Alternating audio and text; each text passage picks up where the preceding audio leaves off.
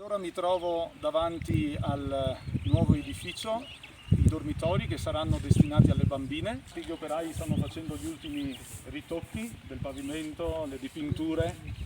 Questi sono i letti che stiamo preparando qui nella nostra carpenteria. Un filo di solidarietà lega Venezia a Olmoran in Kenya. È la scuola parrocchiale Tumaini Academy, un centro di formazione che si sta ampliando grazie ai contributi di molti fedeli della diocesi di Venezia, ai fondi del Patriarcato e dell'8 per 1000 della Conferenza Episcopale Italiana. La comunità keniota di San Marco Evangelista è retta dal sacerdote del Patriarcato di Venezia, Don Giacomo Basso, mestrino di origine, che 13 anni fa ha sostituito un altro presbitero della diocesi, Don Giovanni Volpato.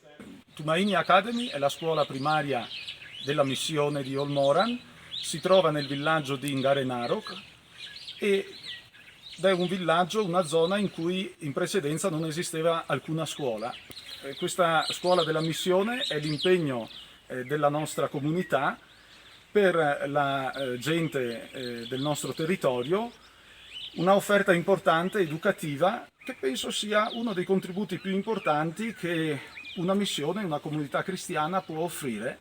Il progetto di ampliamento prevede 2 dormitori con 76 posti letto ciascuno e servizi igienici e una sala polifunzionale per studio, attività integrative e incontri che potrà essere utilizzata anche come sala da pranzo con annessa cucina e magazzino. La scuola parrocchiale sarà inoltre la prima ad offrire nell'area il servizio di convitto e di centro di tutela per minori.